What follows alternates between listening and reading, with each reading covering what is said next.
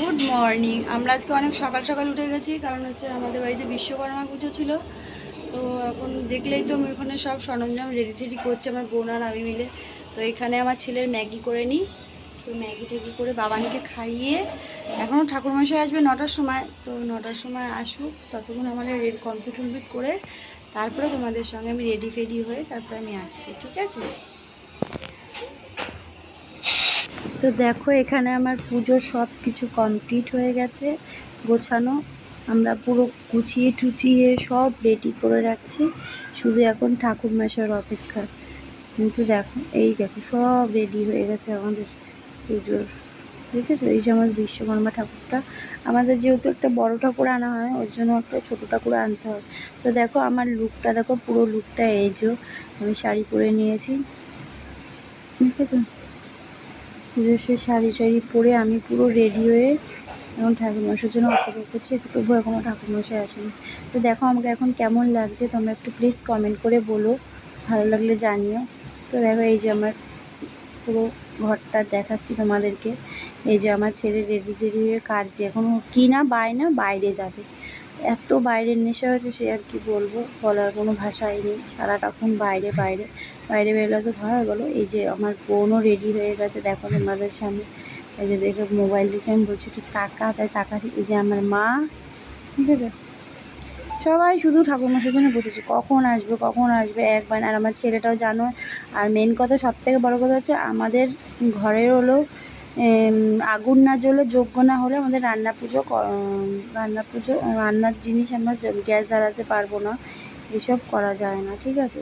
এই যে দেখো মহারাজ চলে এসেছে, ঠাকুরমশাই, দেখেছো ঠাকুরমশাই চলে এসছে, এখন পুজো করতে বসেছে। কত দেরি করে এসছে, কটার সময় আসলো? 11টা না 11:30টার সময় ঠাকুরমশাই আসলো। না, এই যে আমার বর এখন ধুতি পরে নিচ্ছে, যেহেতু আমাদের যজ্ঞ করতে হবে, তোকে তো ধুতিটা পরতেই হবে, নতুন জিনিস। এই যে আমার এই বোনটা, মানে আমার ননদ হয়, ঠিক আছে, পাশের বাড়ি থাকে। এই দেখো, এদিকে আমার বর ধুতি পরে উনি পড়ছে, মন্ত্র পড়ছে, আমি যে পড়ুক। আর মেন কথা হচ্ছে, সবথেকে বড় জিনিস হলো, যজ্ঞ না করলে আমার ছেলের খাবার বানাতে পারছি না। পুজো কমপ্লিট হবে তবেই আমার ছেলের জন্য ভাত বসাতে হবে, যেহেতু আমাদের পান্তা খেতে হয়। আমাদের রান্না পুজো ছিল আগের দিন, রান্না পুজো করে তো আজকে যজ্ঞ হবে, তারপরে আমরা ছেলের জন্য রান্না করতে পারবো। তো দেখো এই যে বসে পড়েছে, একটু ভাল লাগছে বলো তোমাদের দাদাভাইকে?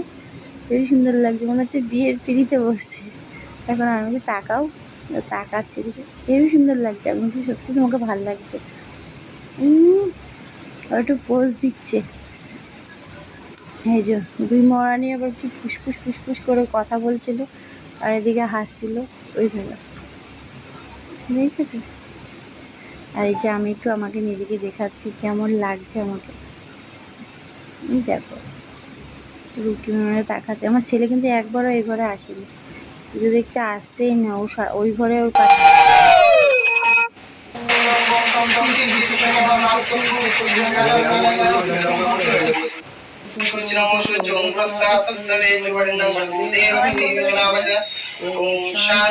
शांति ओम शांति शांति ओम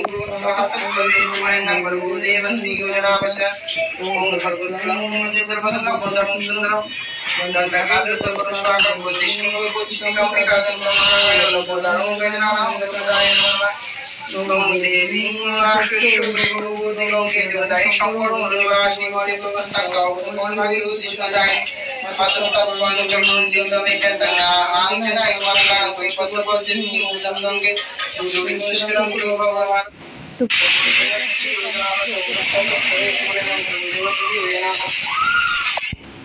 তো আমাদের এখানে যজ্ঞ হয়ে গেছে, এবার যজ্ঞতে গঙ্গার জল দেওয়া হচ্ছে।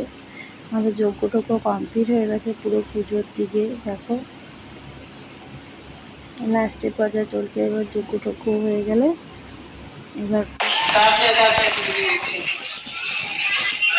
আর এই ঠাকুরমশাই এত ফোন করছিল না, উনি পুজো করবে কি, ওনার ওই বাড়ির থেকে ওনাদের সব ফ্যামিলির লোক আমাদের বাড়িতে আসলে পুজো করতে শুরু, মানে ফোনের পর ফোন। আর আমাদের মানে এবারে পুজোটা একদম পুরো নম করে করেছে, বুঝেছো? তোমাদের আর যে গাড়িতে পুজো করতে যাচ্ছে, মানে আমার খুব রাগ হয়েছে, ঠাকুরমশাই এবারে পুজোটা একদম ভালো করেনি, একদম না, কোনো রকমের পুজো করে ছেড়ে দিয়েছে এবারে, জানো? মানে কোনো রকমে পুজো করছে, মানে ওদের সারাক্ষণ ফোন। আর একটা অল্প বয়সী ছেলে যা হয়, একটা বয়স্ক মানুষকে নিয়ে আসলে তো একটু ধীরে সুস্থে পুজো করে, এমনই একটা ছেলে।